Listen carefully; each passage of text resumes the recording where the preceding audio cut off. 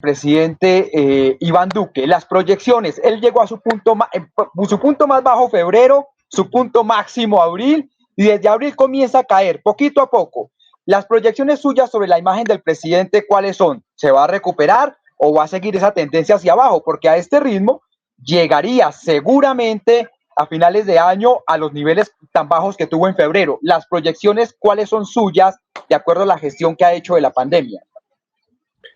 Por supuesto es difícil de predecirlo y es claro que el ambiente en relación con los gobernantes sigue la dinámica de la pandemia. La curva de opinión favorable o desfavorable de los gobernantes está yendo más o menos al ritmo de la pandemia.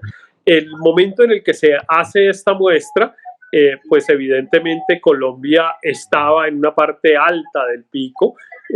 Todavía no la superamos del todo, pero empezamos a descender un poco y eso impacta la imagen del gobernante según se ha visto, por ejemplo, en las otras preguntas que se hacen en la propia encuesta en relación con la favorabilidad o desfavorabilidad de los alcaldes y los gobernadores.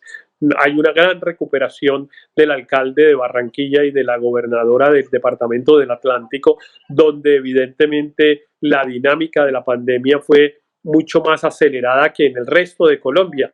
Creció mucho más rápido, impactó mucho, generó muchas muertes también, pero empezó a bajar aceleradamente y a ese mismo ritmo, en la medida en que bajaba, inversamente proporcional subió la favorabilidad de los gobernantes locales. Y yo creo que a Duque le va a pasar lo mismo.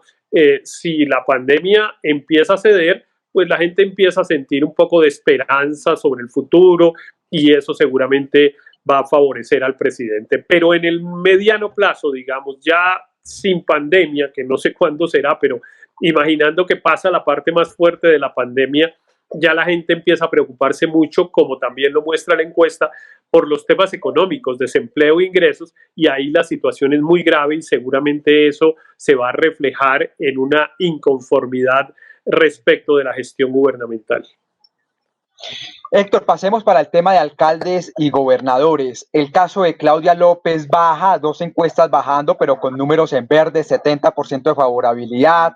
Lo mismo para Daniel Quintero, que pareciera que lo afectó más el tema de EPM que lo de la pandemia. Pumarejo en Barranquilla eleva bastante, además eso sí es otra montaña rusa. Y bueno, y también Jorge Iván Ospina aumenta en Cali. La pregunta es, que hayan pasado el pico de la pandemia, Bogotá, por ejemplo, con números en verdes para Claudia López, eso es todo un logro. ¿O usted cómo lo ve? ¿O van a caer, van a seguir cayendo para el tema de alcaldes y gobernadores? Particularmente le pregunto por Claudia López y Daniel Quintero en Medellín. Ya usted me dijo lo de Pumarejo. No, yo creo que en general los gobernantes, a los gobernantes les ha ido bien cuando la pandemia está alta y digamos cuando demuestran empatía con los problemas de la gente. Yo creo que ese es un punto que es importante mencionar porque además está asociado al gobierno, a las dificultades de opinión del gobierno nacional. Evidentemente la gente siente, por ejemplo, que la alcaldesa de Bogotá vive preocupada por la salud de la gente, vive angustiada por la salud de la gente y eso es una cosa que a la gente le gusta y en cambio, por ejemplo, siente una relativa frialdad del gobierno nacional en relación con ese tema. Uno no ve que el presidente exprese mucha preocupación por el tema de los enfermos o de los muertos, sino que al contrario, trata de disminuir como la importancia de la noticia. Entonces dice, se murieron 300, pero la mayoría eran de más de 70 años. Como diciendo, bueno, pues se murieron 300, pero la mayoría eran de más de 70 años, la mayoría eran viejos.